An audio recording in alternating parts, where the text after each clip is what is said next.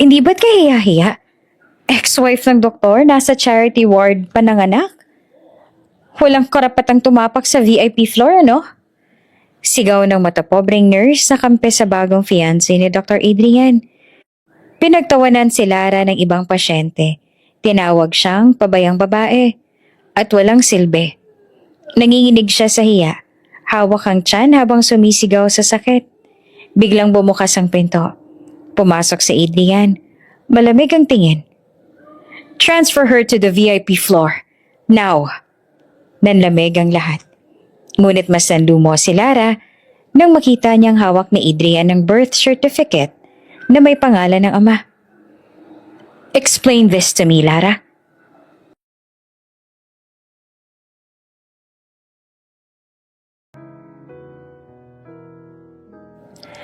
Sa ospital ng San Rafael, ang gabi ay laging gising. Mga nurse na nagmamadali, mga pasyenteng nakaratay at mga doktor na halos walang pahinga. Ngunit sa mga oras na yon, isang emergency ang gumising sa lahat ng nasa maternity ward. Code Red, breach labor case. Walang attending physician. Sigaw ng isang nurse habang itinutulak ang stretcher papasok sa delivery room.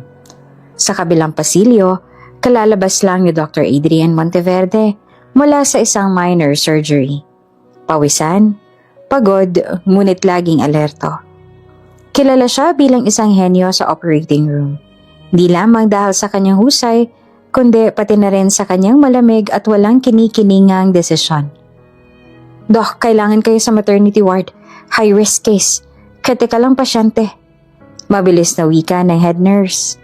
Tumango si Adrian at mabilis na tinungo ang ward. Ang hakbang niya ay mabilis at matatag. Dala ang bigat ng responsibilidad. Ngunit ang hindi niya alam, hindi operasyon na magpapatigil sa kanyang mundo, kundi ang taong naghihintay sa kabilang dulo ng pintuan. Pagbukas ng delivery room, bumulaga sa kanyang tanawin. Isang babaeng nakahiga sa kama. Balot ng pawis. Halos mapasigaw sa sakit. Ang mga nurse ay nagmamadali. Ang isa ay nagmamonitor ng fetal heart rate. Ang isa naman ay nakikipagbuno para makontrol ang pagdurugo. Doc, unstable. Bumaba ang oxygen level ng sanggol. Sigaw ng isa. Lumapit si Adrian. Kinuha ang chart at tiningnan ng pasyente. At doon, huminto ang lahat ng tunog. Ang babaeng nakahiga roon, namimilipit sa sakit, ngunit kitang-kita pa rin ang ganda kahit sa gitna ng paghihirap. Ay ang babaeng matagal niya nang iniiwasan sa kanyang isip. Lara? Napatitig si Lara. Ang mga matay puno ng kirot habang nakatitig siya kay Adrian. Adrian? Parang tinusok ng dahan-dahang karayom ang dibdib ng doktor. Nanlamig siya. Hindi makakilos sa mga kamay niyang sanay humawak ng scalpel ay biglang nanginig. Doc, anong gagawin natin? Sigaw ng nurse. Pilit siyang ibinabalik sa realidad. Napapikit si Adrian. Pilit na iniwasan ang emosyon. Ngunit paano? Paano niya babaliwalain ang katotohanang ang babaeng minahal at iniwan niya ay narito ngayon? Nakikipaglaban sa buhay kasama ang batang isisilang. Lumapit siya at sinimulang suriin ang kondisyon. Dilation? Heart rate? Blood pressure? Sunod-sunod niyang tanong. Doc, 8 centimeters. Rapid progression pero irregular ang heartbeat ng bata. Napakapit si Lara sa bedsheet. Nanginginig.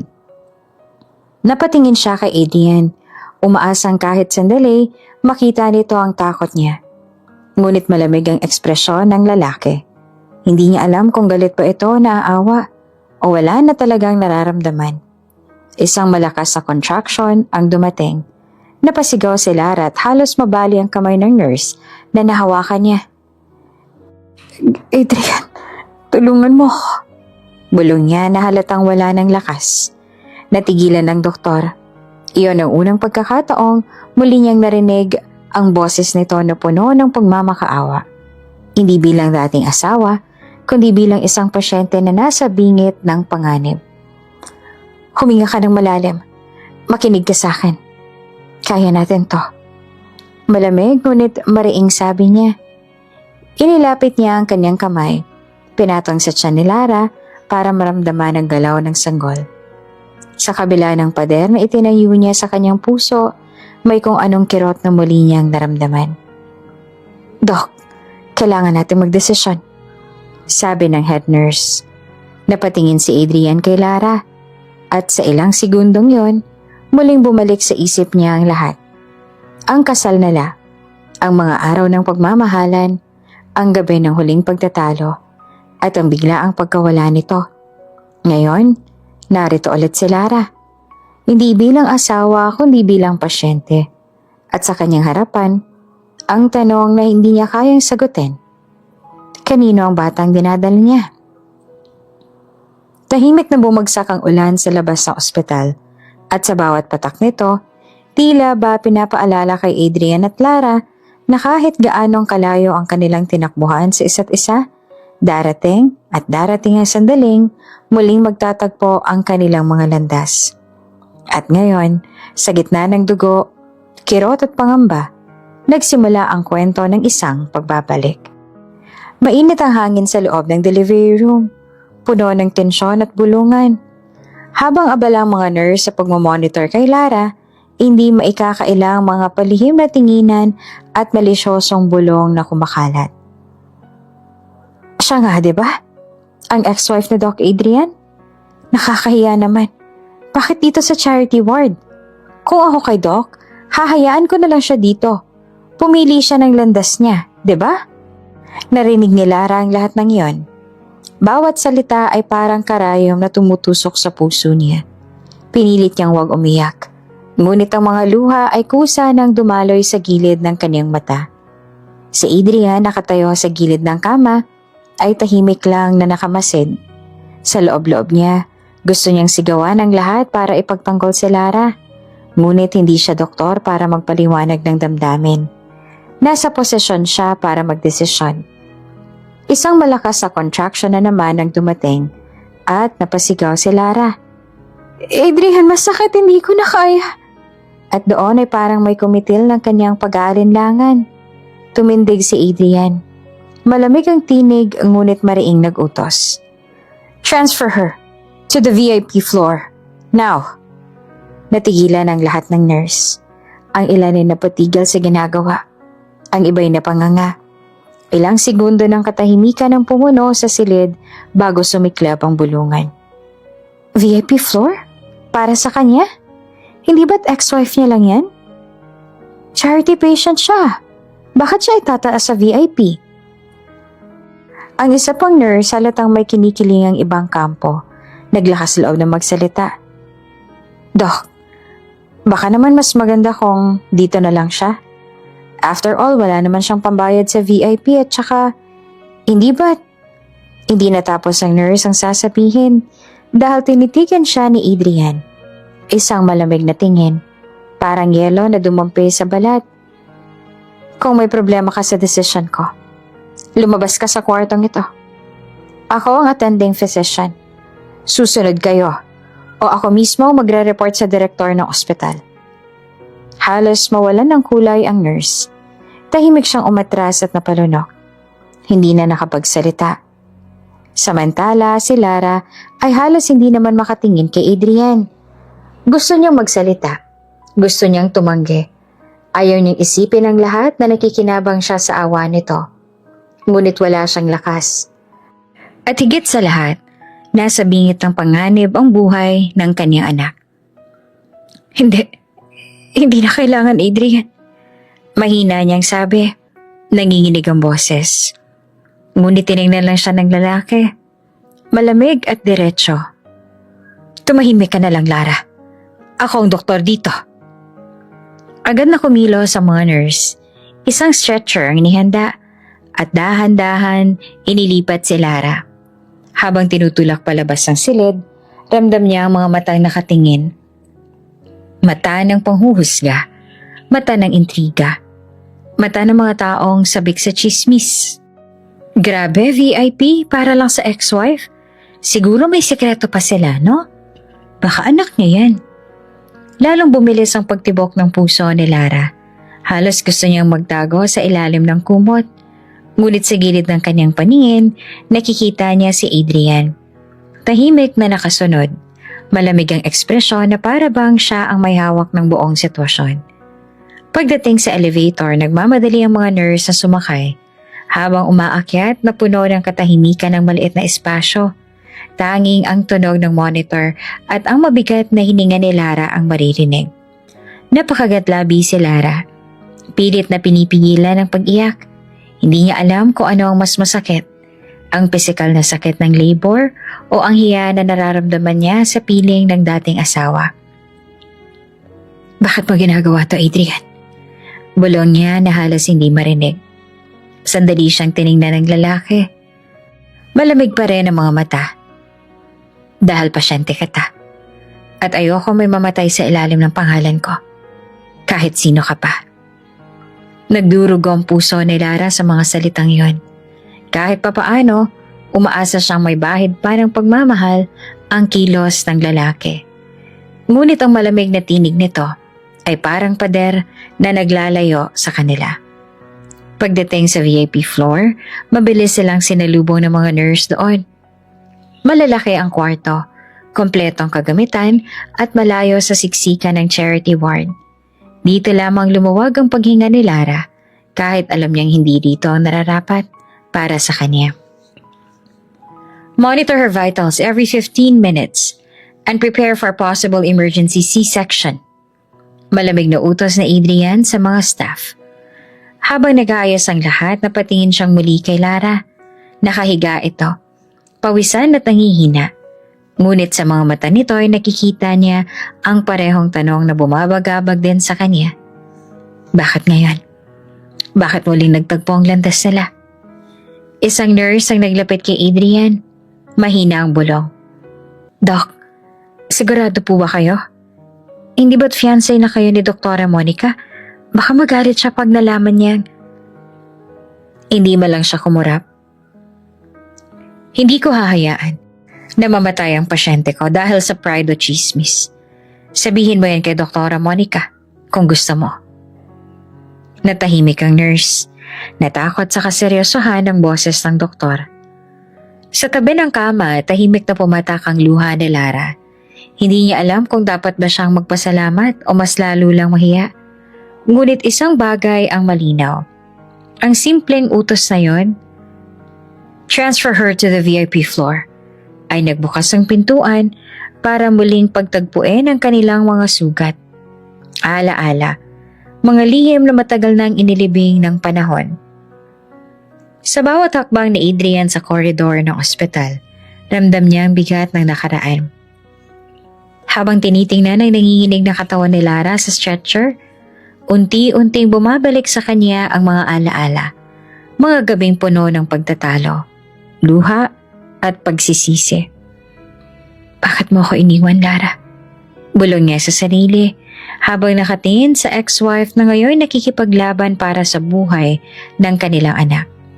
Ang mga nurse ay abala sa pag-aasikaso. Tinatanggal ang mga hikaw at singsing. Pinapahid ang pawis sa kanyang noo. Pero si Adrian, hindi matanggal ang titig kay Lara. Mabilis na bumalik sa isip ni Adrian ang huling gabi bago tuluyang naglaho si Lara sa buhay niya. Adrian, maniwala ka, wala akong ibang lalaki. Halos pasigaw na iyak noon ni Lara. Nakaluhod siya sa sala ng kanilang bahay. Hawak-hawak ang bisig ng doktor na puno ng galit. Tumigil ka, Lara. Nahuli kita sa litrato. Kita ko kung paano ka tinulungan ni Marco. Kung paano kanyang niyakap. Pero hindi mo naiintindihan. Wala lang yon, kaibigan ko siya. Kaibigan? O matagal mo nang tinatago? Nalaglag sa sahig ang singsing na ibinigay niya sa kanilang kasal. At iyon ang huling alaala bago umalis si Adrian. Dalang bigat ng pagtataksil na akala niya ay totoo. Doc, stable na po ang heartbeat pero critical pa rin ang sitwasyon, sabi ng nurse. Tumango naman si Adrian. Pilit pinipigil ang emosyon. Ngunit bago pa siya muling makapag-isip, biglang bumukas ang pinto. Adrian! Boses iyon ng isang babaeng may otoridad at malamig. Si Doña Estrella, ang kaniyang ina. Kasunod nito ay ang kapatid niyang si Bianca, na agad namang itinaas ang kilay nang makita kung sino ang pasyente. Lara? Halos mapasinghal ang kanyang ina.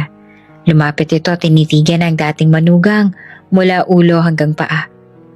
Diyos ko, Adrian, siya ba talaga? Ito ang pasyente mo? Ang babaeng walang kwenta na sumira sa buhay mo? Napapikit si Adrian. Pinipigilan ng pagtaas ng boses. Ma, please, huwag dito. At bakit hindi?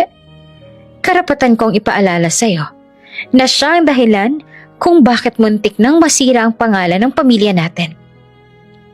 Sumagot naman si Bianca, nakataas ang kilay. Puno ng panguuyam. Akala ko wala na siya. Tingnan mo, kuya. Bumalik pa para gawing burden ka ulit. At saan siya nanganak? Sa charity ward?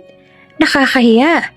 Adrian, ex-wife ng isang sikat na doktor pero parang pulube. Napatigil ang mga nurse at interns na nakapaligid. Ramdam ni Lara ang bawat salitang binibitiwan ng pamilya ni Adrian. Parang mga karayom na tumutusok sa kanyang dibdib. Ngunit wala siyang lakas para sumagot. Nakaipit ang kanyang mga kamay sa bedsheet, pawisan at nanginginig. Walang kwenta. Burden. Mahina ngunit mariing ulit ni Adrian. Tinitigan niya ang kapatid at ina at sa unang pagkakataon, ramdam ng lahat ang lamig ng kanyang tinig. Kung may nakakahiya man dito, iyon na yung panlilibak ninyo sa isang babaeng nanganganak. Kung hindi niyo kaya maging profesional sa ospital na to, lumabas kayo. Napanganga si Bianca, habang ang ina naman ay nagingit-ngit. Adrian, pinagtatanggol mo pa rin siya? Kahit iniwan ka niya? Kahit sinira niyang pangalan mo? Hindi nakasagot si Adrian, pero sa loob-loob niya, isang tanong ang bumabalik ng paulit-ulit. Iniwan nga ba talaga ako ni Lara? O may ibang kamay na kumilos sa likod nito? Nang ilabas na ang stretcher para dalhin si Lara sa mas ligtas na kwarto, sumunod si Adrian. Hindi inalintana ang mga titig ng kanyang ina at kapatid. Ngunit habang naglalakad siya sa tabi ng kama, napansin niya ang hawak ni Lara. Isang lumang panyo na may bordang inisyal na AL. Nanlamig siya.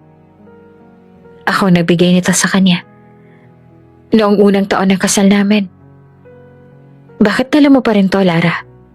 Mahina niyang tanong na para bang inaasahan niyang may sagot. Kahit alam niyang walang lakas ang babae para magsalita. Pagkapasok nila sa bagong kwarto, muling sumagi sa isip ni Adrian ang mga sandaling pinili niyang lumayo roon. Sa airport, hawak ni Lara ang tiyan niya at hindi niya alam noon na may dinadala na pala itong buhay. Umiiyak siya. Pilit na humahabol pero pinili ni Adrian na tumalikod. Kung mahal mo ako. Kung mahal mo ako, bakit mo pinaniwalaan ang kasinungalingan? Sigaw noon ni Lara. Ngunit hindi niya narinig ang lahat dahil nilunod ang sariling galit ang kanyang pandinig. Ngayong muli silang nagtagpo, kasabay ng sakit ng pagbubuntis at panganib, natatanim sa puso ni Adrian ang isang matinding pangungutya sa sarili. Kung mali ako noon, kung hindi siya nagtaksil, paano ko babawiin ang lahat ng taon na nawala? Habang nakaupo siya sa gilid ng kama ni Lara, mahigpit niyang hinawakan ang kanyang kamay. Nang bumukas muli ang pinto, naroon pa rin ang kanyang ina. Nakapamewang. Adrian, huwag mo sasabihin babalikan mo pa yan. Tandaan mo kung anong nangyari sa'yo dahil sa kanya. Tumingin siya sa ina at sa unang pagkakataon, tumugon ng mariin. Mas gugustuhin kong magkamali dahil sa pagmamahal kaysa magtagumpay sa kasinungalingan. Nanahimik ang buong kwarto. Ngunit sa loob-loob ni Adrian, alam niyang hindi pa itong huling beses nahaharap siya sa matinding pagsubok. Dahil ang pagbabalik ni Lara ay may dalang sekreto na magpapabago sa lahat. Tahimik ang buong kwarto matapos umalis ang ina at kapatid ni Adrian. Ang mga nurse ay nag-aayos ng gamit habang si Lara ay nakahiga, hingal at nanginginig sa sakit. Pinagmamasdan siya ni Adrian. Pilit hinahanap ang lakas ng loob na huwag hayaang masapawan ng emosyon ang kaniyang pagiging doktor. Ngunit isang bagay ang agad na pumukaw sa kanyang atensyon. Isang maliit na laruan na mahigpit na nakakapit sa kamay ni Lara. Isa itong lumang wooden toy car, kupas ng pintura, ngunit halatang iningatan. Dahan-dahan itong kinuha ni Adrian mula sa nanginginig na palad ni Lara. Sa sandaling iyon, biglang bumalik sa kanyang alaala ang isang gabing 5 taon nang nakalilipas. Gabi ng kanilang anibersaryo. Adrian, balang araw gusto kong makita ang naglalarong anak natin gamit ang laruan na to. Nakangiti si Lara habang binibigay sa kanya noon ang kahoy na kotse. Simbolo raw ng pangarap nilang pamilya. Napakapit si Adrian sa laruan. Ramdam ang bigat ng mga alaala. Bakit dala-dala pa rin niya to? At bakit ngayon, sa gitna ng panganib, itong hawak niya? Napatingin siya kay Lara na nakapikit ngunit patuloy na umiiyak sa sakit ng panganganak. Para bang bawat patak ng luha nito ay kasabay ng isang lihim na hindi niya kayang ipaliwanag. Kung dala niya pa rin ang laruan na to, mahina niyang bulong. Ibig sabihin ba, anak ko ang isisilang niya? Nanlamig ang kanyang katawan. Unti-unti, ang lahat ng katanungan sa kanyang puso ay nagsimulang bumalik. Bakit siya biglang nawala noon? Bakit hindi siya sumagot sa kahit isang tawag? At kung may anak siya, bakit hindi niya sinabi sa akin? Habang nag-aalala si Adrian, napansin niyang may bulungan ng 2 nurse sa gilid ng kwarto. Ang sabi ng pasyente, wala raw siyang maipakitang ama sa birth certificate. Baka iniwan din siya. Kawawa naman. Tingnan mo, hawak-hawak lang niyang laruan. Para bang iyon lang din ang nagbigay sa kanya ng lakas. Narinig ito ni Adrian at mas lalong lumalim ang kanyang hinala. Gusto niyang sumingit. Gusto niyang magtanong. Pero pinigilan niya ang sarili. Doktor siya, pero higit doon, isa siyang lalaking minsang nagmahal ng buong puso kay Lara. Lumapit si Adrian sa tabi ng kama. Hinawakan niya ang kamay ng ex-wife kahit pa nanlalamig ang kaniyang mga palad. Lara, mahina niyang tawag. Sabihin mo sa akin, sino ang ama ng batang to? Dumilot si Lara at kita sa mga matandang matinding takot at panghihina. Hindi siya agad nakasagot. Ngunit binitawan niya ang isang mahina ngunit malinaw na pahayag. Adrian, huwag na huwag mong tatanungin ngayon. Baka ikapahamak ng anak ko. Parang tinusok ang puso ni Adrian sa mga salitang yon. Bakit hindi niya kayang sabihin ang totoo? Anong tinatago niya? Habang nakaupo si Adrian, biglang sumagi sa isip niya si Marco. Ang lalaki naging dahilan ng kanilang pagkakasira. Nakita niya sa imahinasyon ang mga litrato noon. Kung saan yakap ni Marco si Lara. Ngunit ngayon may bago ng tanong. Kung siya talagang ama, bakit dala ni Lara ang laruan na ako ang nagbigay? Nabuo sa kanyang isipan ng isang posibilidad na matagal niyang itinulak palayo. Baka mali ang pinaniwalaan ko noon. Baka hindi si Marco ang ama. Habang pinagmamasdan niya si Lara, biglang tumipok ng mas mabilis ang kanyang puso. Hindi lang bilang doktor, kundi bilang isang dating asawa at bilang isang lalaking naniniwalang may karapatan siyang malaman ang katotohanan. Lumapit siya sa tenga ni Lara at bumulong. Kung anak ko siya, Lara, hindi mo kayang itago sa akin. Malalaman ko. I swear. Sa sandaling yon, dumampi ang isang luha mula sa pisngi ni Lara. Hindi malinaw kung ito ba ay dahil sa sakit ng labor o dahil sa bigat ng lihim na kinikimkim niya. Nagsimula na muling lumala ang kanyang kondisyon. Napasigaw si Lara. Halos mawala ng malay. Napahawak siya kay Adrian. Mahigpit at parang siya lang ang natitirang sandalan. Adrian, Anak ko. Anak natin. Bulong niya bago siya muling nawala ng malay sa sobrang sakit. Nanlaki ang mga mata ni Adrian. Hindi niya alam kung guni-guni lang ba yon dahil sa pagod at tensyon o totoong narinig niya mula sa mga labi ng babaeng minsan niyang minahal. Ngunit isa lang ang sigurado, hindi siya mapapalagay hanggat hindi niya nakukumpirma ang katotohanan. Hawak pa rin niya ang laruan, mahigpit at para bang iyon ang susi sa lahat ng kasagutan.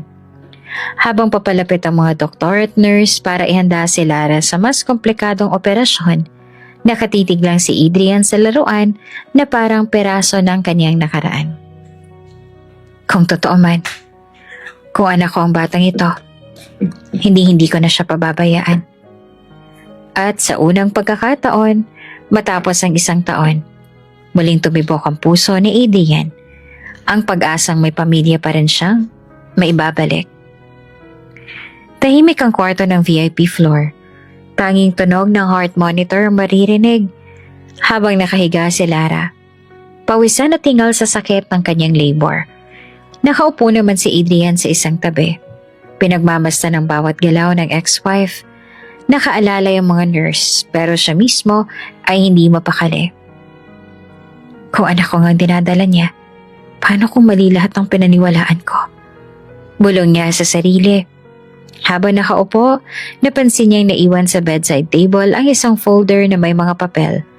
Galing iyon sa admissions office na kanina pa pinapirmahan sa pasyente pero hindi pa naibabalik. Kinuha ni Adrian ang folder. Nais niyang tiyakin na maayos ang lahat ng records. Ngunit paglipat ng pahina, natigilan siya. Nakita niya ang isang kopya ng court documents ng annulment ni Lara.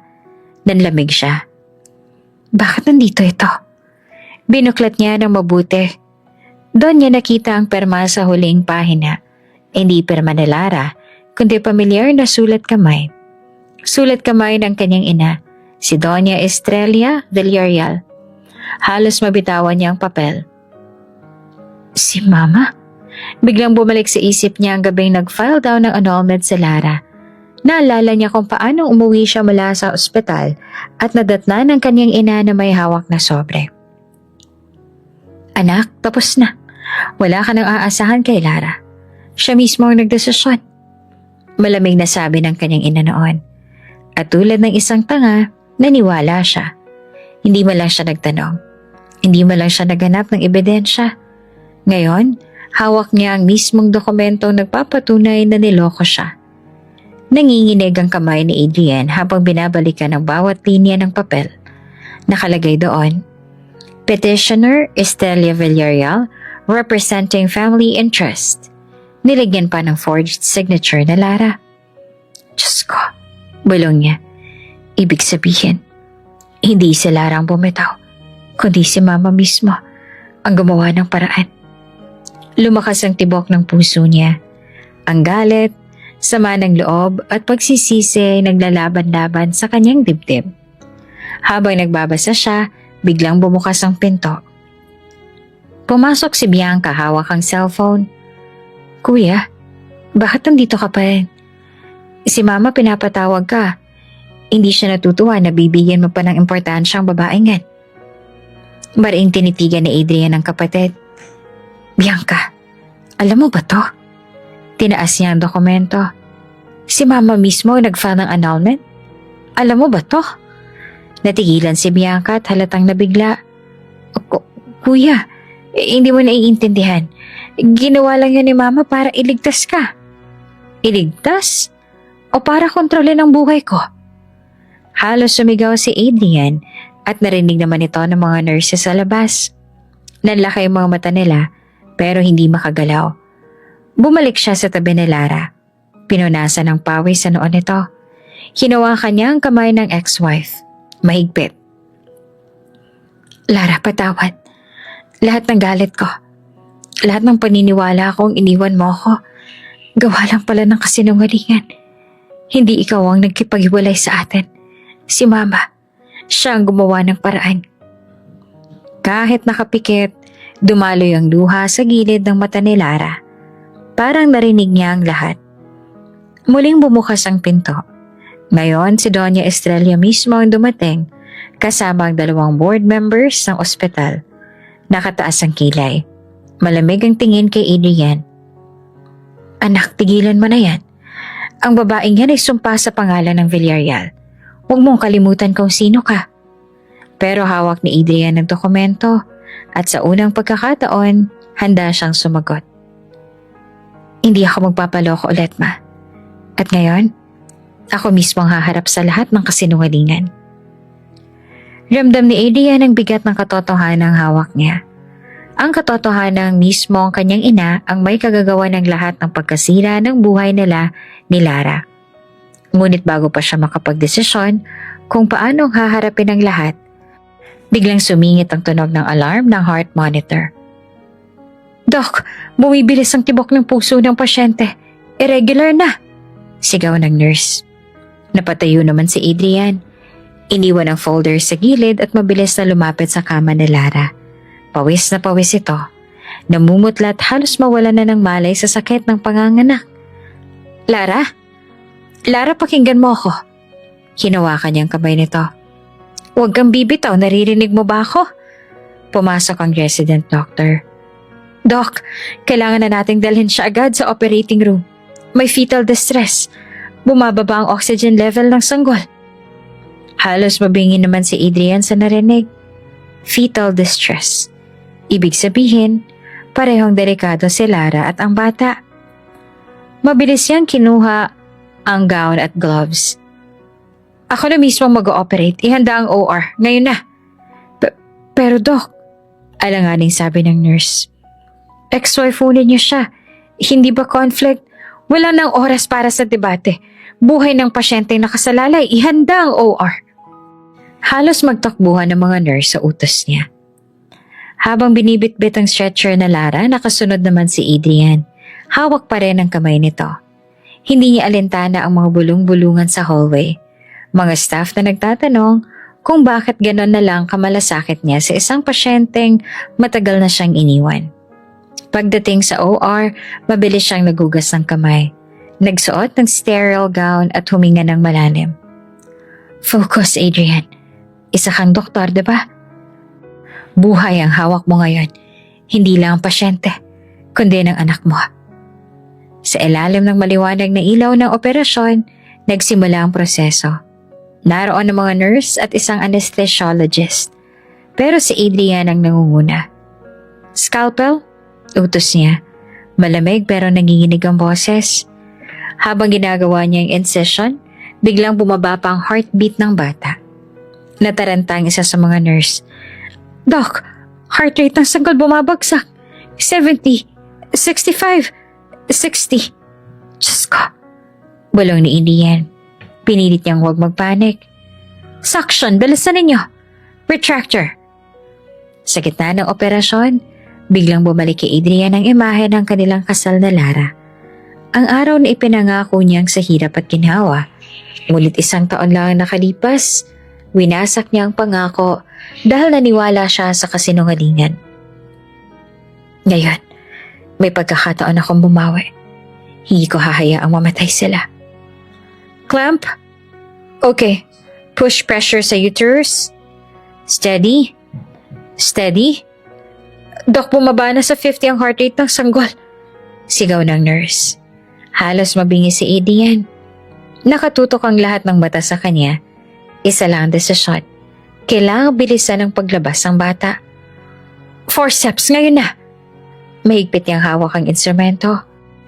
Habang pinupuno ng kaba at panalangin ang puso niya. Lara, anak, huwag niyo akong iwan. Hindi pa tapos ang lahat sa atin. Pagkatapos ng ilang minutong tila walang katapusan, sa wakas, nailabas ni Adrian ang sanggol. Ngunit wala itong iyak. Maputla, halos walang galaw. Walang response, Doc! Sigaw ng nurse. Agad niya inilagay ang sanggol sa warmer at siya mismo ang nagbigay ng unang resuscitation. Pinisil niya ang maliit na dibdib. Binigyan ng oxygen at mariing nag-utos. Come on, baby, huminga ka. Ilang segundo ang lumipas sa parang 1 taon hanggang sa isang mahinang iyak ang umalingaw-ngaw. Nagpalakpakan ng mga nurse. Doc, nag-respond na siya.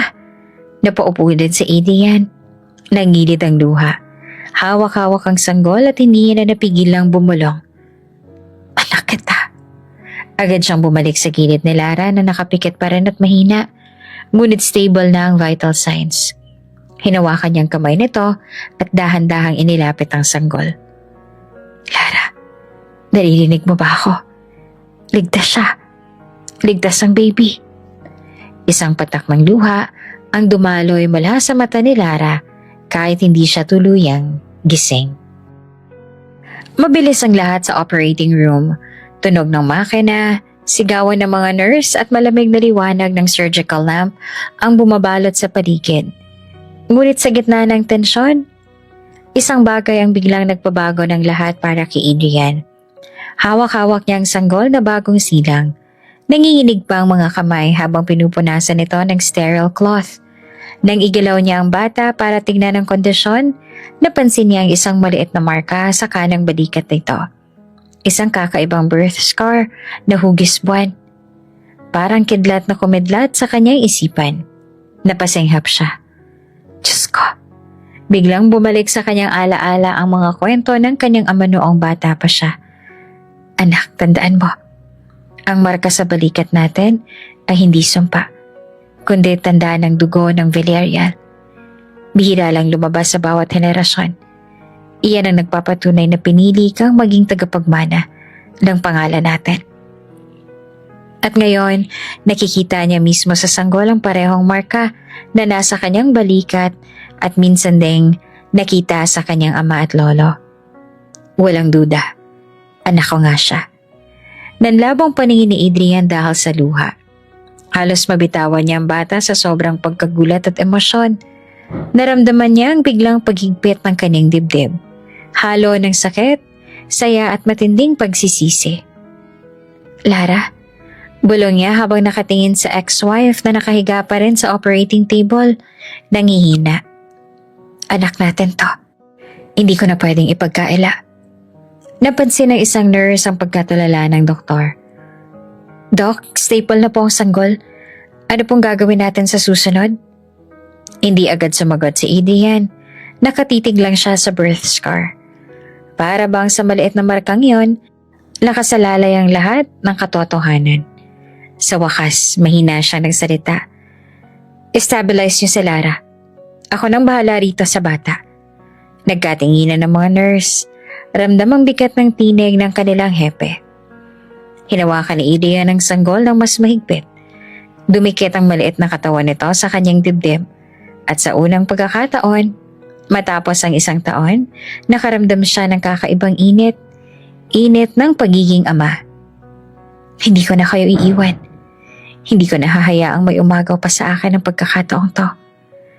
Habang inaalalayan ng mga nurse si Lara, tiniyak na stable na ang kanyang vital signs, na natiling nakaupo si Adrian sa tabi ng warmer, nakatitig sa natutulog na sanggol. Sa kanyang isipan, nagsara ang isang lihim na pintuan at nagbukas ang bago. Ang pintuan ng katotohanan na hindi niya na matatakasan. Tahimik ang VIP room matapos ang operasyon. Si Adrian ay nakaupo sa tabi ng crib. Pinagmamasdan ng sanggol na mahimbing na natutulog. Sa bawat paghinga nito, ramdam niya ang tibok ng sariling puso. Parang may muling nabubuo sa kanyang pagkatao. Ngunit ang katahimikan ay biglang nabasag nang bumukas ang pinto. Malalakas ang yabag ang dumagundong sa sahig. Kasunod ang isang tinig na matagal nang gumugulo sa kanyang isipan. Lara? Napatayo agad si Adrian. Sa bungad ng pinto ay si Marco. Maayos ang forma, ngunit baka sa mukha ang kaba at galit. Dali-dali itong lumapit sa kama ni Lara. Hindi alintana ang presensya ng mga nurse. Anong ginawa mo sa kanya, Adrian? Singhal nito. Bakit siya nandito? At bakit ikaw mismo ang nag-opera? Pinigil ni Adrian ang sarili. Malamig ang tinig.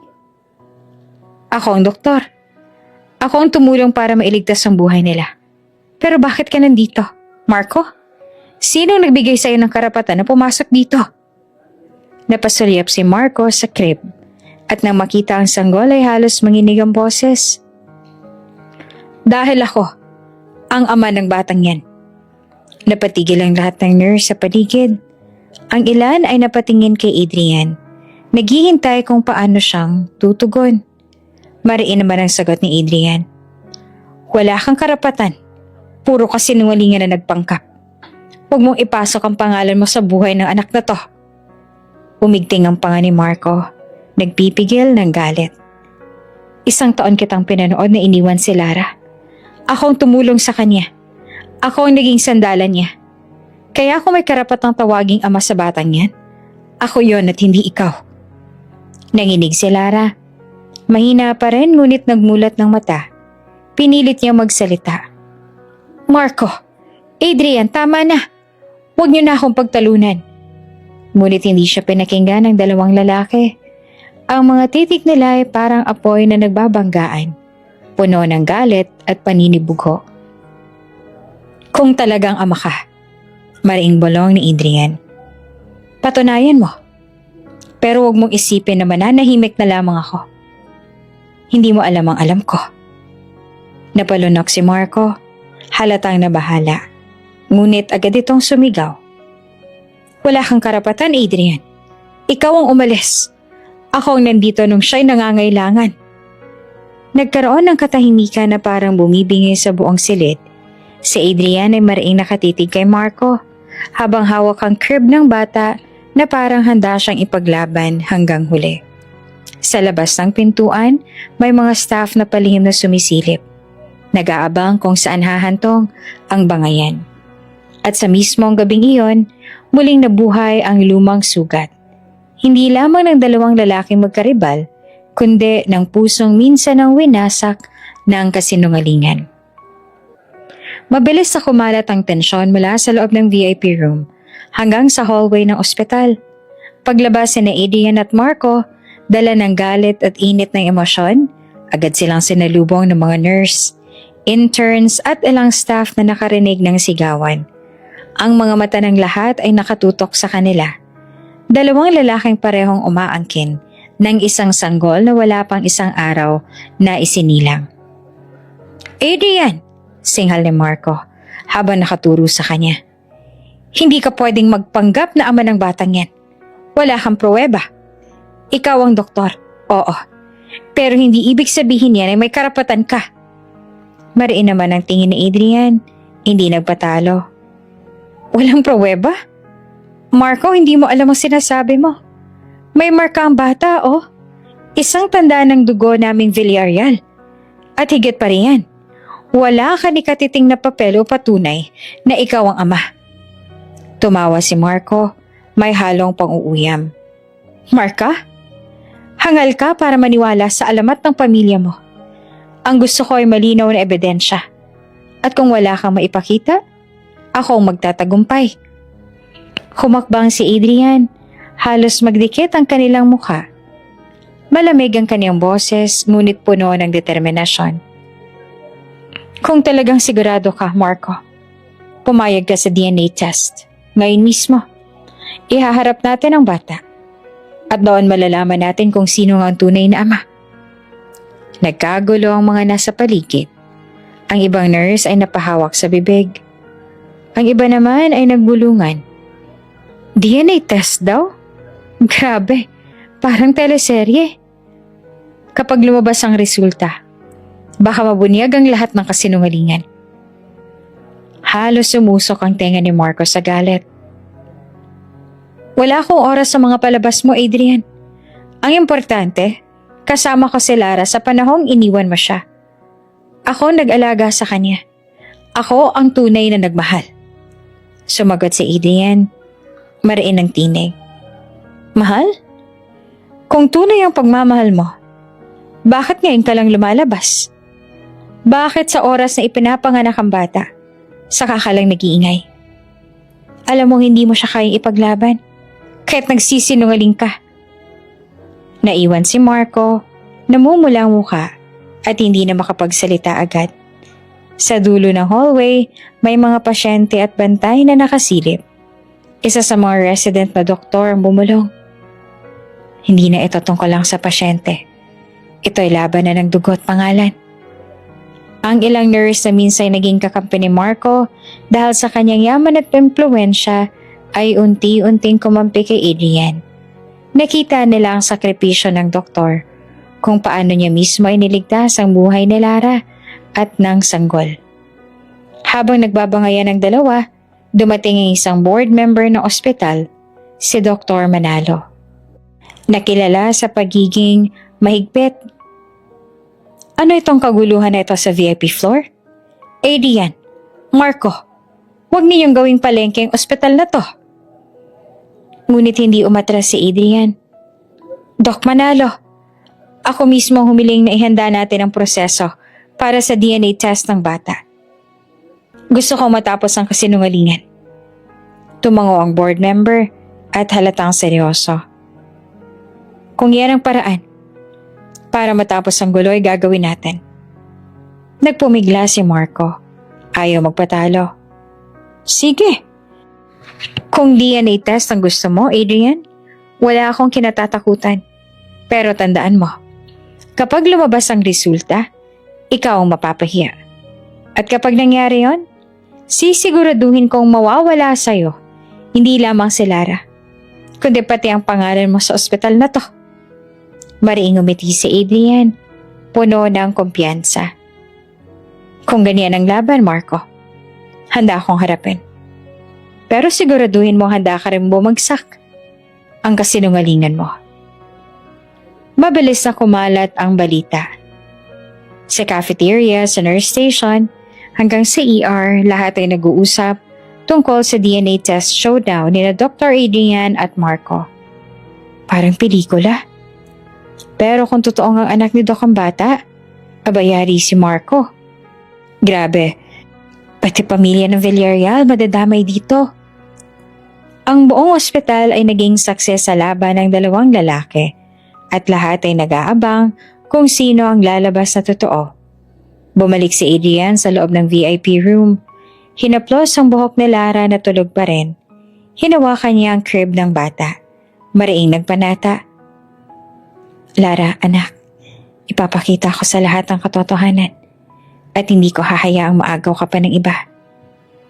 Makalipas ang ilang oras mula nang sumabog ang eksena sa hallway, bumalik ang katahimikan sa VIP room.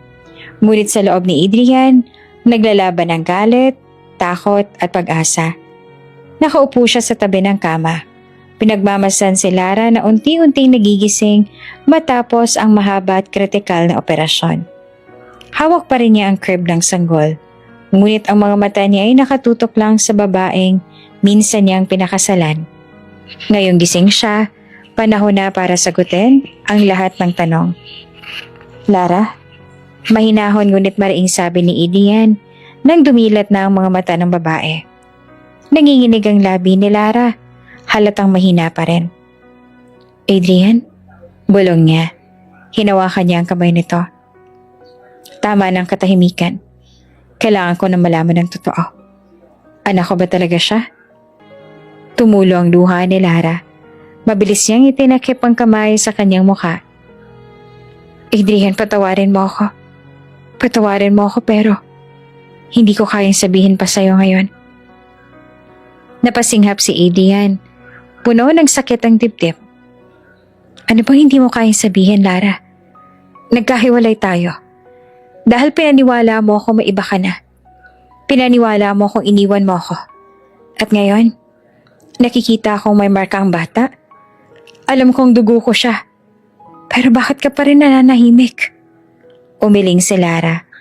Mahigpit na nakapikit. Kung sasabihin ko ang lahat, Adrian, masisira ang buhay mo. Masisira ang pangalan mo. At ayokong ikaw ang masaktan dahil sa akin. Mariing hinawakan ni Adrian ang kanyang balikat. Halos mapaiyak na siya. Lara, hindi mo naiintindihan. Ako na masisira kung patuloy kang mananahimik. Mas kaya kong tanggapin ang sakit kaysa mabuhay sa kasinungalingan. Sabihin mo sa akin, anong sekretong tinatago mo? Umiling si Lara. Nanginginig ang buong katawan. Hindi ko kayang ilabas. Hindi ngayon. Hindi pa oras sa Adrian. Diyos ko, Lara. Sigaw niya. Halos mabasag ang boses. Kung hindi mo ako pagkakatiwalaan ngayon, kailan pa? Huwag mo na akong itaboy. Ngunit ang sagot lang ni Lara ay pag-iyak at mahigpit na paghawak sa kumot. Tumalikod si Adrian. Mariin ang mga kamao. Hindi niya alam kung galit ba siya o desperado. Tumingin siya sa crib. Pinagmamasdan ang maliit na sanggol na mahimbing na natutulog. Kung hindi niya sasabihin, ako mismo hahanap ng katotohanan. Hindi ako titigil hanggang malaman ko ang lahat. Ngunit sa likod ng katahimikan ni Lara ay isang bigat na hindi niya kayang ibunyag. Isang sekreto na hindi lamang tungkol sa kanilang relasyon, kundi tungkol sa pamilyang matagal nang nagdidikta ng kanilang kapalaran. Sa labas ng VIP room nagbubulungan ng mga nurse. Narinig mo ba kanina? Parang hindi pa rin umaamin si Ma'am Lara. Siguro mas malalim pang dahilan kung bakit niya tinatago. Baka may kinalaman sa pamilya ni Doc Adrian.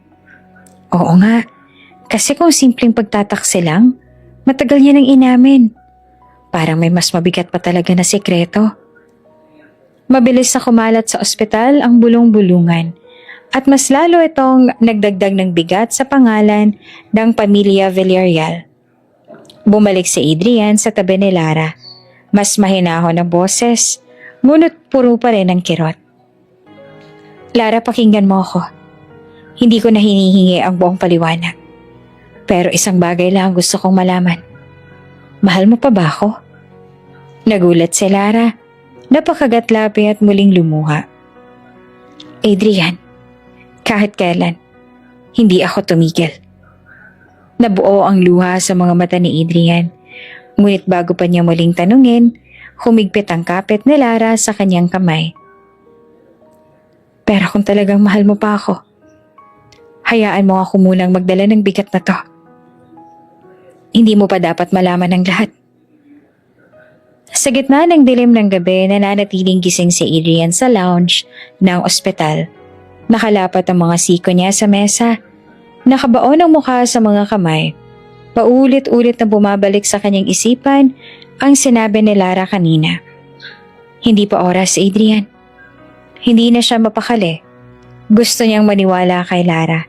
Pero paano niya patutunayan ang katotohanan kung patuloy itong nananabik? Habang nakaupo ay nilabitan siya ng isang nurse na matagal nang nasa ospital.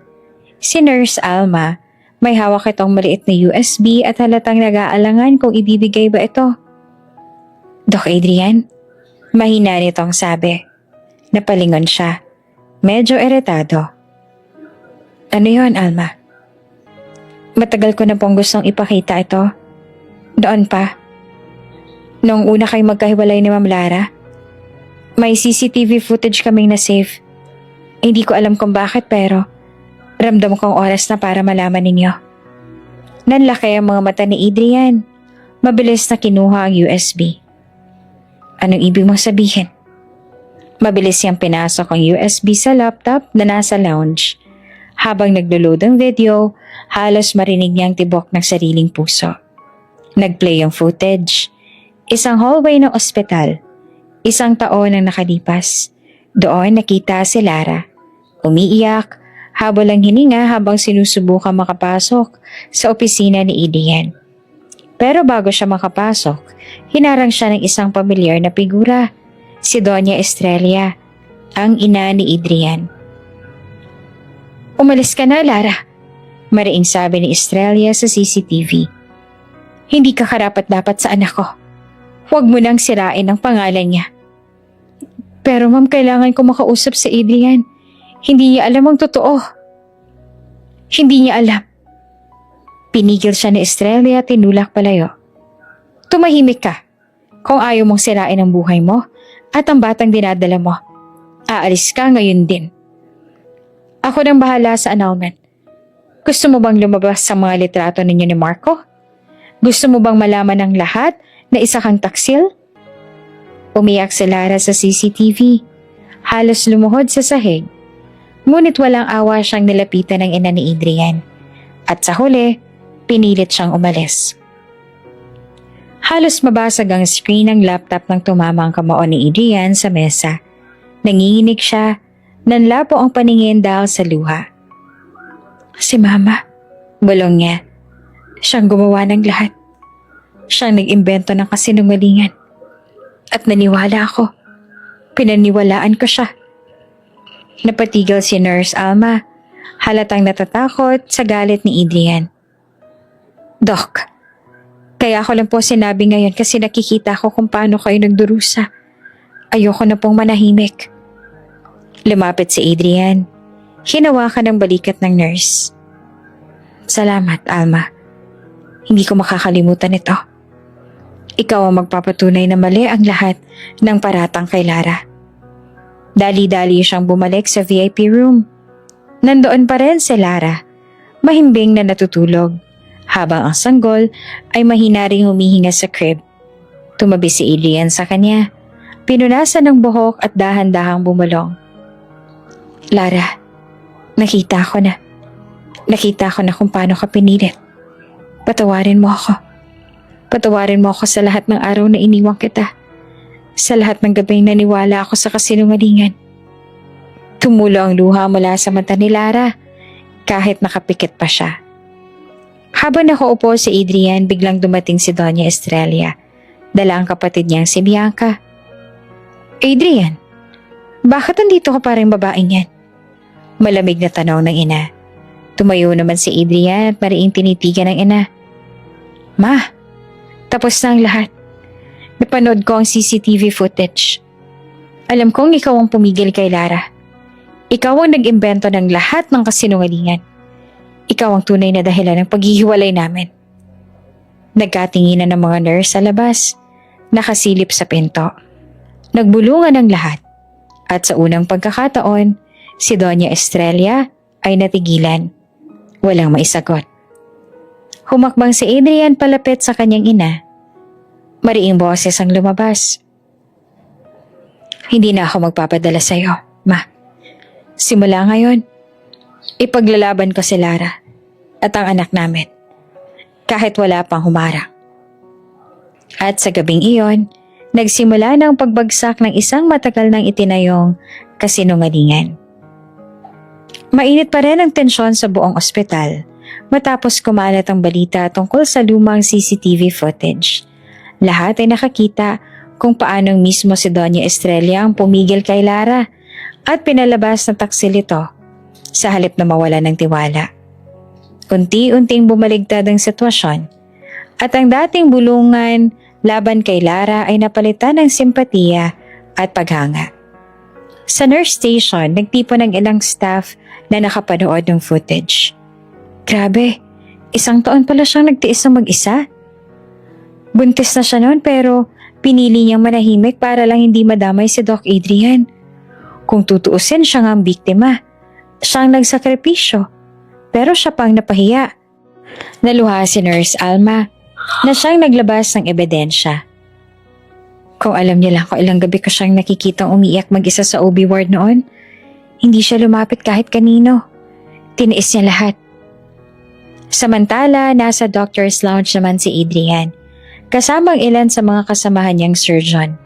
Tahimik silang lahat, at si Adrian ay halatang hirap humarap sa kanila. Adrian, mahinahon ngunit mariing sabi ni Dr. Manalo, isa sa mga board members. Hindi ka namin masisisi sa mga nangyari. Lahat tayo ay niloko ng mismong taong pinagkakatiwalaan mo. Pero gusto naming malaman mo na buo ang suporta namin sa'yo at kay Lara. Tumango ang iba pang doktor. Nakita namin kung paano mo siya ipinaglaban. At ngayon, nakita rin namin kung paano siyang nagsakripisyo. Hindi siya masamang babae. Isa siyang ina na handang itaya ang lahat para hindi ka madamay. Napatungo si Adrian, pinipigil ang luha. Kung alam ko lang noon, hindi ko sana siya iniwan. Sa VIP room, nagising si Lara mula sa mahimbing na pagtulog. Nagulat siya nang makita ang ilang nurse na nakapalibot. May dalang mga bulaklak at prutas. Ma'am Lara, sabi ng isa. Pasensya na po kung dati nakikisabay kami sa panlalait sa inyo.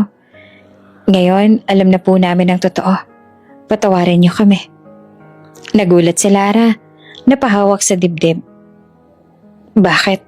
Kayo? Ngumiti si Nurse Alma. Kasi kayo ang tunay na may tapang. Tiniis po ninyo lahat ng hirap.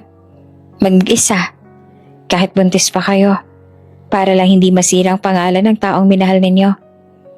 Wala pong ibang babae ang gagawa noon. Naluha si Lara. Nanginginig ang kamay. Hindi ko naman kailangan ng kapalit. Ang gusto ko lang, mailigtas siya noon. Kahit ako na lang masira. Mula sa pintuan na panood ni Adrian ang eksena. Ramdam niyang bigat sa dibdib habang pinagmamasdan kung paanong unti-unting nagbago ang tingin ng lahat kay Lara. Mula sa dating panghuhusga, ngayon ay paghanga at respeto. Lumapit siya at marahang hinawakan ng balikat ni Lara.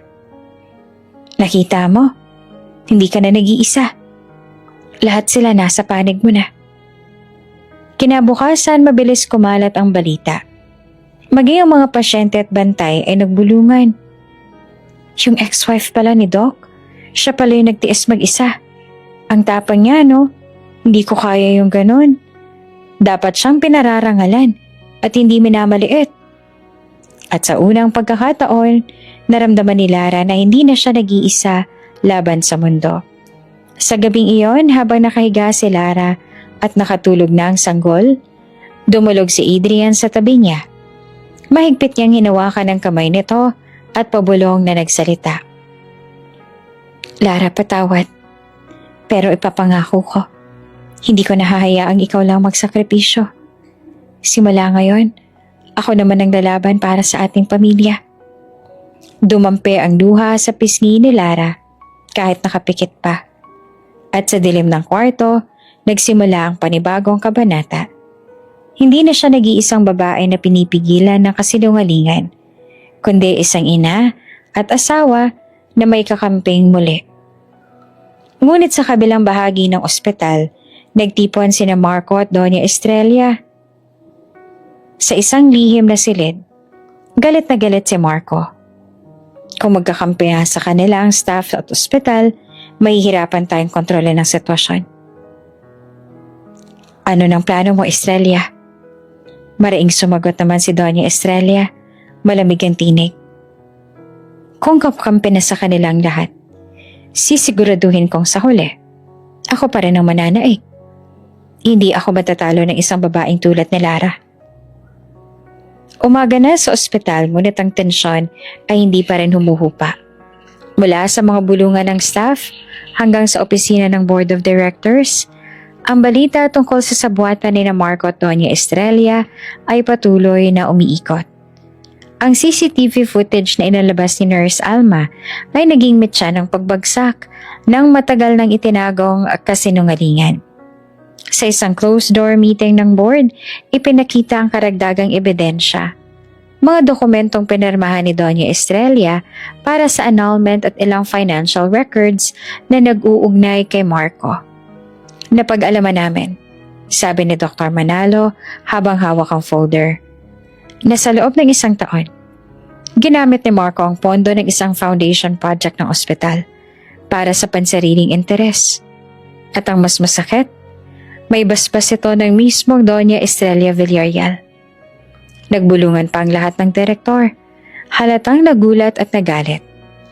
Pumasok si Adrian sa silid, dala ang kopya ng CCTV at ilang dokumento. Mariin ang tinig niya. Hindi na kayo makakapagtago pa, Marco. Mama, tapos ang paninindang ninyo. Hindi lang pamilya kong sinira ninyo, pati pangalan ng ospital. Namula si Marco, agad na sumagot. Hindi totoo yan. Pinoprotektahan ko lang reputasyon ni Lara noon. Ngunit tumayo ang isa sa board member. Matalimang boses. Pinoprotektahan? O ginagamit? Marco, wala kang posisyon dito para diktahan kung ano ang dapat gawin ng ospital. At ikaw, Estrella, ginamit mo ang impluwensya mo para linlangin ang sarili mong anak. Naging mainit ang palitan ng salita hanggang sa tuluyan ng bumaligtad ang mga tao kay Marco. Hindi ka nararapat na tawaging ama ng batang yon, sigaw ng isang direktor. Panlulokong ginawa mo. May kaso kang falsification at misrepresentation na pwede naming isampalaban sa'yo. Nanginginig si Marco, pawis na pawis. Hindi niyo ako pwedeng parusahan ng ganyan. May alam ako tungkol sa ospital na to. Ngunit pinutol siya ni Dr. Manalo. Wala ka ng kapangyarihan dito. Simula ngayon, persona non grata ka sa ospital na to. At may kasong sasalubong sa'yo sa korte. Tumalikod ang atensyon sa ina ni Adrian. Nakayuko si Doña Estrella, ngunit pinilit pa ring panindigan ang kanyang pride. Ginawa ko lang lahat para sa pangalan ng Villarreal. Mariin niyang sabi. Ngunit sumagot si Adrian, malamig ang tinig. Hindi mo ako iniligtas, ma. Sinira mo ang buhay namin ni Lara. Pinaniwala mo akong taksil siya. Samantalang ikaw pa lang may pakana ng lahat. Naluha si Lara na naroon din. Mahina pa, ngunit pinilit magsalita. Ma'am Estrella, kahit isa kayong ina, hindi ko akalain kaya mong gawin to sa anak mo. Natigilan si Estrella, hindi siya makasagot. At sa harap ng lahat, naramdaman niya ang unang beses na siya'y natalo. Isa sa board member ang tumayo at mariing nagwika. Estrella, sa tagal ng panahon, ginamit mo ang impluwensya mo para takpan ang iyong kasalanan. Pero ngayon, wala ka ng mukha sa ospital na to. Isa kang kahihiyan sa Villarreal. Nagbulungan ang lahat. At sa unang pagkakataon, naramdaman ni Estrella ang bigat ng pagiging insulto sa harap ng taong dati kumakampi sa kanya. Lumapit si Marco kay Adrian at halos magmakaawa. Adrian, tulungan mo ako. Hindi ko naman ginusto lahat ng to. Nagdala lang ako. Pinilit lang ako ng mama mo. Mariin ang sagot ni Adrian. Malamig at puno ng galit. Hindi ako maniniwala.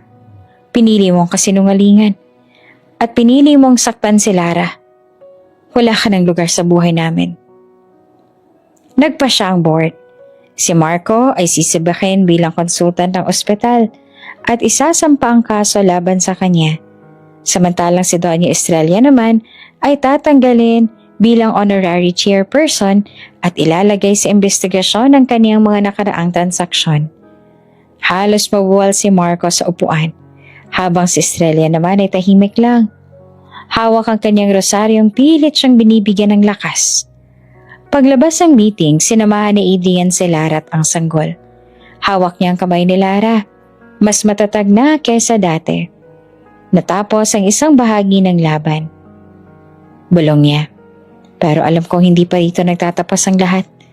Kahit bumagsak sila, gagawa pa rin sila ng paraan para bumangon muli, laban sa atin. At sa malayo, mula sa isang madilim na hallway, nakamasid si Marco. Galit ang mga mata at sa kanyang isipan, isa lang ang panata. Kung hindi ako magtatagumpay sa ospital, sisiguraduhin kong mawawasak pa rin ang relasyon ninyo. Tahimik ang gabi sa ospital, ngunit biglang yumanig ang buong VFV floor nang marinig ang alarm ng monitor mula sa nursery room. Ang sanggol ni na Adrian at Lara, na akala ng lahat ay ligtas na, ay biglang nagkaroon ng komplikasyon. Code Blue! Code Blue sa nursery! Sigaw ng isang nurse. Nagpanik ang staff. Nagtakbuhan ang mga doktor at nurse papunta sa incubator ng bata. Ang maliit na katawan ng sanggol ay nanginginig, hirap sa paghinga, at mabilis na bumababa ang oxygen level. Narinig ni Adrian ang sigaw mula sa hallway at halos madurog ang puso niya. Iniwan niya ang kwarto ni Lara at dali-daling pumasok sa nursery. Ako nang hahawak dito, sigaw niya. Ihanda ang lahat. OR, ventilator, emergency kit, ngayon din.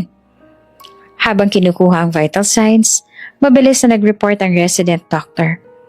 Doc, nag-collapse ang baga ng bata. Kailangan ng immediate intervention. Baka hindi siya magtagal. Nanlabo ang paningin ni Adrian. Ngunit pinilit niyang manatiling matatag. Ako mismo ang gagawa. Walang ibang gagalaw maliban sa akin. Sa kabilang kwarto, narinig ni Lara ang kaguluhan. Pinilit niyang bumangon, kahit mahina pa. Anak ko, Adrian, ano nangyayari? Nanginginig niyang tanong sa nurse na nagbabantay, ngunit pinigilan siya ng nurse. Ma'am, huwag po kayong gagalaw. Si Doc Adrian na po ang bahala. Siya mismo nag-opera ngayon. Napaluha si Lara, nanginginig ang kamay at pabulong na nagdasal. Panginoon, huwag niyo pong kunin ang anak ko. Iligtas niyo sila. Sa operating room, si Adrian mismo ang naglagay ng maliit na tubo para sa emergency intubation ng bata. Pawis na pawis siya. Nanginginig ang mga kamay ngunit matatag ang utos. Scalpel. Retractor. Steady. Steady lang. Habang inaalalayan siya ng team, pabulong siya nagsasalita. Para ba nakikipag-usap sa anak niya? Anak, kapit ka lang. Ako to. Huwag kang bibitaw. Hindi kita hahayaan. Habang patuloy ang operasyon, hindi naiwasan ni Adrian na maisip ang lahat ng nangyari. Kung paanong isang taon niyang pinaniwalaan ang kasinungalingan. Kung paanong iniwan niya si Lara at kung paano siya ngayon nakatayo sa gitna ng lahat para iligtas ang bunga ng kanilang pagmamahalan. Sa kanyang isip, malinaw ang panata. Lara anak, hindi ko na kayo iiwan. Hindi na ako aalis. Sa hirap o ginhawa, ipaglalaban ko kayo. Matapos ang halos 30 minutong operasyon, nagbigay ng huling utos si Adrian. Okay, suction. Check heart rate. Oxygen saturation. Bilisan. Tahimik ang lahat. Ilang segundo ang lumipas sa parang isang taon hanggang sa biglang marinig ang malakas at tuloy-tuloy na iyak ng sanggol. Nagsigawan ng mga nurse. Halos maluha ang buong team. Doc, stable na ang bata. Bumalik ng tibok ng puso at normal ng paghinga. Napaupo si Adrian. Pawis na pawis. Hawak ang mukha at nanginginig. Nguhit sa kanyang mga mata ay may ngiti at luha ng tagumpay. Agad na dinala ang sanggol sa VIP room para ipakita kay Lara. Pagkapasok ng crib, dali-dali siyang kumapit sa kamay ng anak at napaiyak. Anak ko, buhay ka. Adrian, salamat. Lumapit naman si Adrian. Hawak ang balikat ng asawa. Hindi na kita iiwan, Lara. Hindi na. Lumipas ang mahahabang oras ng takot at pag-aalala. Ang ospital na kanina'y puno ng kabay na palitan ng magaan na sigawan at palakpakan mula sa mga nurse at doktor. Sa wakas, matapos ang maselang operasyon, ligtas na ang sanggol. Lumabas si Adrian mula sa operating room. Basang-basa ng pawis at nanginginig pa rin ang mga kamay. Ngunit sa kanyang mga bisig, mahigpit niyang niyayakap ang maliit na sanggol na mahimbing ng humihinga. Stable na siya. Mahina ngunit matatag niyang pahayag. Ligtas ng anak ko. Napaluha naman ang mga nurse na nakapaligid. Isa-isang nagpalakpakan at ang ilan na hindi napigilang yakapin ng isa't isa. Ang mabigat na atmosfera ng ospital ay napalitan ng saya at kaginhawaan. Lumapit siya sa crib. Marahang inilapag ang sanggol at pinagmamasdan nito na para bang iyon ang pinaka-importanting bagay sa kanyang mundo. Napaluhod siya sa gilid ng crib at sa pagitan ng hikbe ay mahina siya nagsalita. Anak ko nga siya. Dugot laman ko. Tumulo ang luha sa kanyang mga mata habang dinadampi ang maliit na kamay ng sanggol sa kanyang daliri. Ramdam niya ang tibok ng buhay na nag-uugnay muli sa kanila ni Lara. Pumasok ang mga nurse at doktor sa VIP ward. Dala ang mga bulaklak at prutas. Ang iba'y nag-abot pa ng maliit na regalo para sa bata. Congratulations, Doc, sabi ng isa. Ang tapang ninyo kanina. Kayong dalawa ni Ma'am Lara ang tunay na inspirasyon. Nagpalakpakan ng lahat. Parang isang maliit na pagdiriwang sa loob ng ospital. Para bang hindi lang isang batang isinilang, kundi pati ang pag-asa ng dalawang pusong muntik nang magkalamat ng tuluyan. Ngunit sa kabila ng kasiyahan, nanatiling seryoso si Adrian. Lumapit siya sa kama ni Lara. Nagising na ngunit mahina pa rin. Nakatingin ito sa kanya, may ngiti, ngunit may bakas ng lungkot sa mga mata.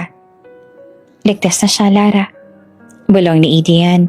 Hawak ang kamay nito. Ang anak natin, buhay siya. Hindi na ako makakapayag na mawala pa sila sa akin. Tumango naman si Lara at pilit na ngumiti. Ngunit sa likod ng ngiting yon, halata ang alinlangan. Adrian, mahina niyang sabi, nanginginig ang boses. Salamat sa lahat ng ginawa mo. Kung wala ka, baka wala na siya ngayon. Ngunit agad siyang lumingon palayo, pinahid ang luha. Pero hindi ibig sabihin nun ay kaya ko nang muling magtiwala. Ang dami ng sugat. Ang dami ng kasinungalingan. Parang sinaksak ang puso ni Adrian. Ngunit hindi siya nagalit. Sa halip, mas lalo niyang hinawakan ang kamay ni Lara. Hindi kita pipilitin. Alam kong ako ang may kasalanan. Pero simula ngayon, araw-araw kong patutunayan sa'yo na hindi na ako aalis. Hindi na ako maniniwala sa kasinungalingan ng iba. Ikaw lang, Lara. Ikaw at ang anak natin.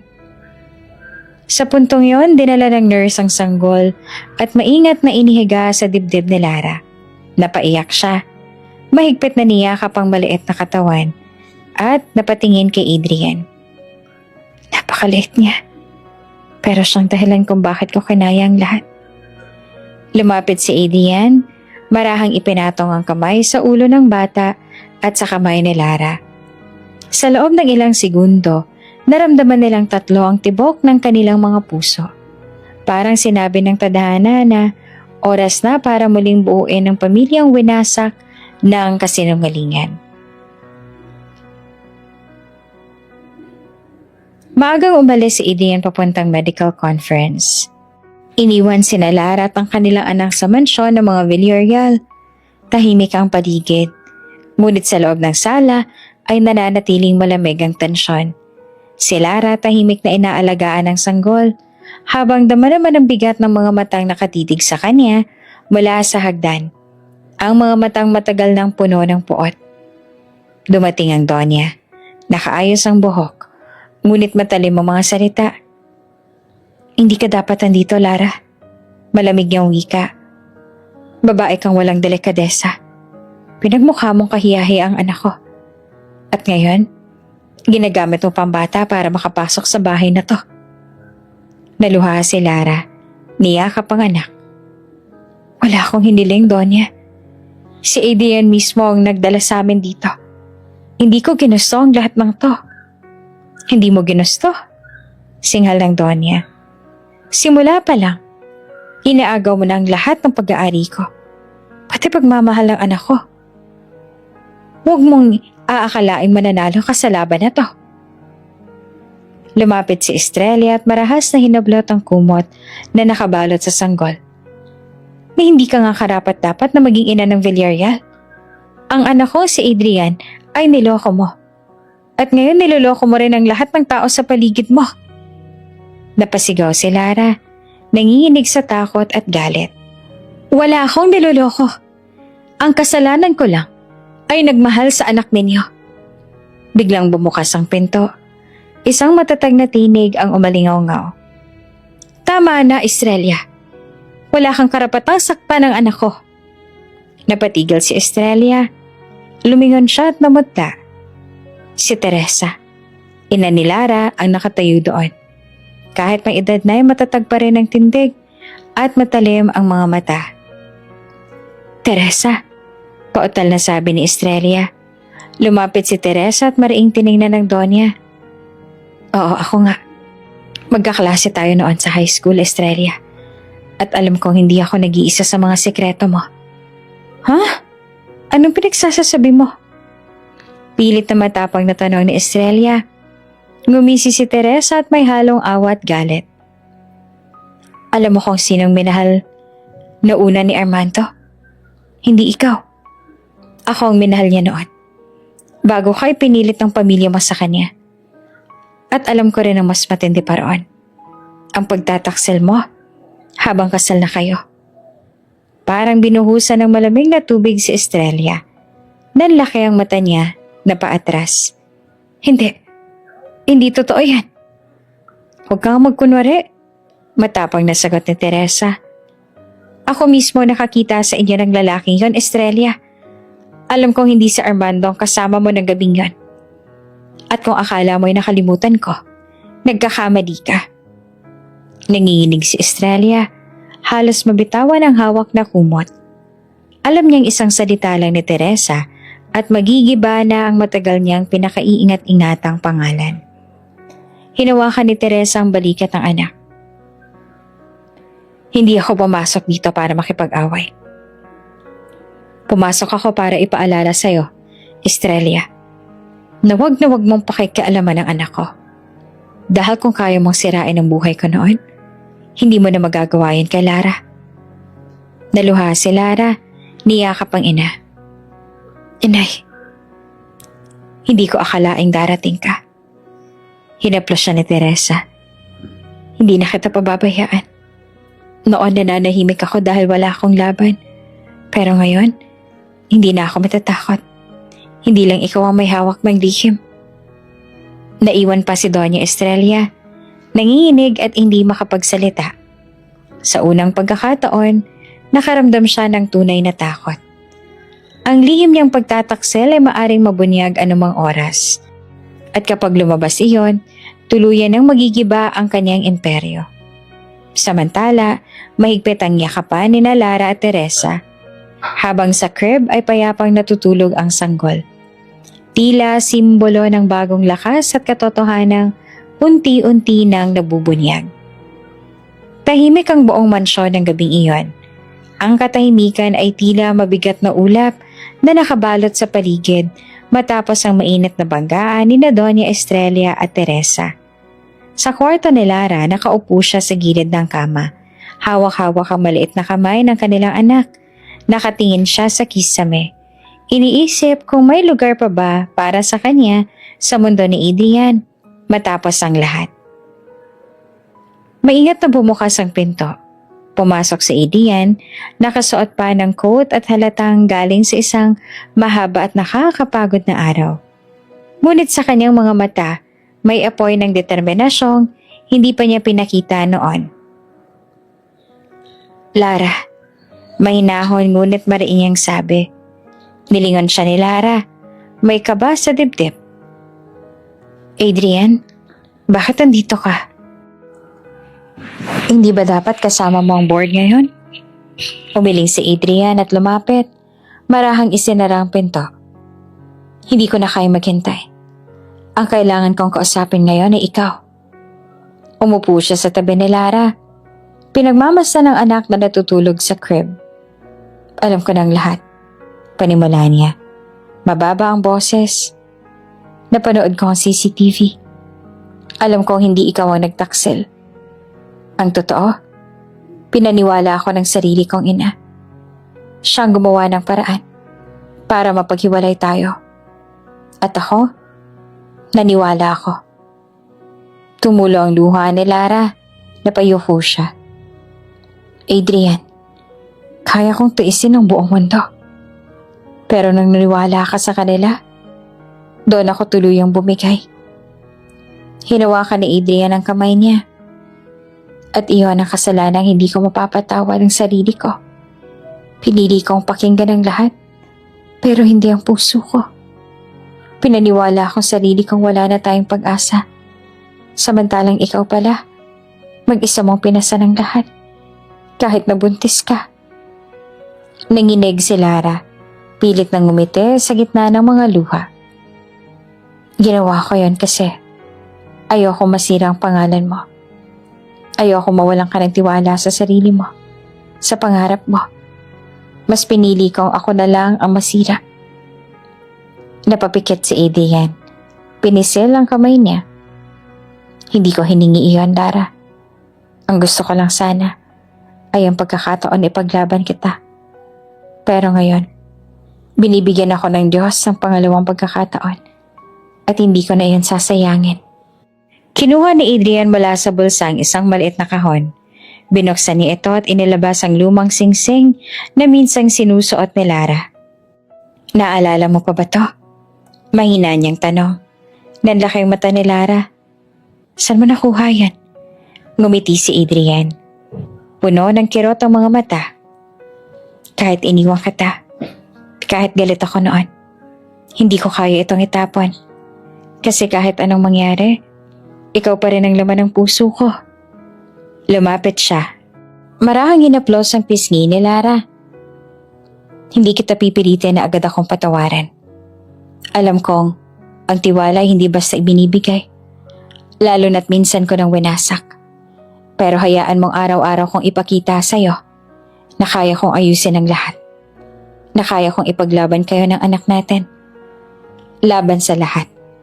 Kahit palaban sa sarili kong pamilya.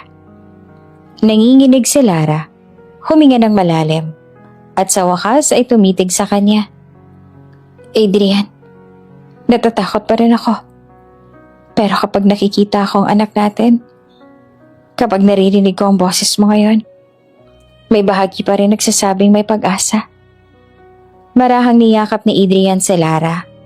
Mahigpit, puno ng pangako. Hindi na kita iiwan, Lara. Hindi na ako maniniwala sa kasinungalingan. Hindi na ako magpapadala sa mga hadlang. Ikaw at ang anak natin, kayong tahanan ko. Naiyak si Lara sa yakap na iyon. Sa unang pagkakataon matapos ang isang taon na paghihiwalay, nakaramdam siya ng kapayapaan. Hindi man lubos na naibalik ang tiwala, nagsisimula na itong mabuo, hakbang-hakbang, yakap sa yakap. Punong-puno ang malaking function hall ng ospital. Naroon ang mga board members, doktor, nurse at ilang pasyente at maging mga reporter na inimbitahan para sa isang espesyal na anunsyo. Akala ng lahat ay tungkol ito sa bagong medical program ng ospital. Ngunit sa puso ni Adrian, alam niyang mas malaki pa ang magaganap. Tahimik na pumasok si Adrian sa entablado. Nakasuot ng puting coat at stethoscope na parang simbolo ng kanyang panata bilang doktor. Ngunit hindi siya nag-iisa. Sa tabi niya, bitbit ang kanilang anak ay si Lara. Simple ang suot ngunit bakas ang dignidad sa kanyang anyo. Nagbulungan ng mga tao. Siya yun, si Lara. Akala ko iniwan niya na si Doc. Teka, parang may ibang mangyayari. Kinuha ni Adrian ang mikropono. Malamig ngunit mariin ang tinig. Sa loob ng isang taon naniwala ako sa kasinungalingan. Pinaniwala ako na ang babaeng pinakamamahal ko ay niloko ako. Pinaniwala ako na iniwan niya ako. Pero ngayon, nasa harap ninyo ako para itama ang lahat. Hinawakan niya ang kamay ni Lara at tinaas ito. Ito si Lara, ang asawa ko. Ang babaeng hindi kailanman tumigil magmahal, kahit siya mismo ang nasaktan. Naluha ang ilang nurse at ang iba ay nagsimulang pumalakpak. Lumapit si Adrian sa curb na nasa gilid ng entablado. Binuhat niya ang kanilang sanggol at ipinakita sa lahat. At ito ang anak namin. Ang dugo ko. Ang pinakamalaking pruweba na hindi kailanman magagapi ng kasinungalingan ng katotohanan. Umalingaw-ngawang malakas na palakpakan. Ang ilan sa board ay tumango, parang may ginhawa sa dibdib. Bumaling si Adrian kay Lara, diretso sa mga mata niya. Lara, patawarin mo ako. Patawarin mo ako sa lahat ng pinaniwalaan ko na kasinungalingan. Patawarin mo ako sa lahat ng araw na iniwan kitang mag-isa. Pero ngayon nasa harap tayo ng lahat ng taong minsang humusga sa'yo. Nais kong ipakita sa kanila na ikaw ang pipiliin ko. Ngayon at magpakailanman. Nanginig si Lara, hindi mapigilan ng luha. Adrian, biglang lumuhod si Adrian sa entablado. Kinuha ang maliit na kahon mula sa bulsa. Binuksan niya ito at lumantad ang singsing. Hindi bago kundi ang parehong singsing na isinuot ni Lara noong una silang ikinasal. Lara, sa harap ng lahat ng naririto, sa harap ng ospital na minsan nating pinaghiwalayan, muli kitang tinatanong, pakakasalan mo ba ako muli? Nagsigawan ng mga tao. Nagpalakpakan at nagsigawan ng yes, yes. Nanginginig si Lara. Lumapit kay Adrian at marahang hinawakan ang mukha niya. Adrian, 1 taon ako numuhay sa sakit. Pero 1 taon din akong kumapit sa pag-asang may bukas pa rin para sa atin. At ngayon, sa harap ng lahat, oo, Adrian, muli kitang pakakasalan. Tumayo si Adrian. Niyakap si Lara at ang kanilang anak. Malikas ang kanyang tinig habang nakaharap sa lahat. Sa harap ng lahat, pinapangako ko, hindi na kita bibitawan. Hindi na kita iiwan. Ikaw at ang anak natin ang aking buhay, ang aking pamilya, at ang aking panibagong simula. Sa gitna ng palakpakan at sigawan, isang bagay ang naging malinaw.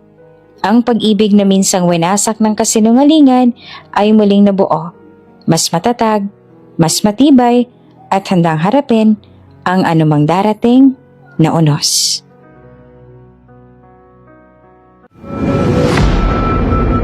Kung bago ka pa lang sa channel na ito, Ate Jane TV, huwag kalimutang pindutin ang notification bell and subscribe button. Sana po hindi naman malaking abala sa inyo ang pagpindot ng subscribe button dahil ang kapalit po nito ay ang pagsuporta para makapag-produce ng mga libreng stories sa mga channels ni Ate Jane. Maraming salamat! Hindi ba't kahiya-hiya?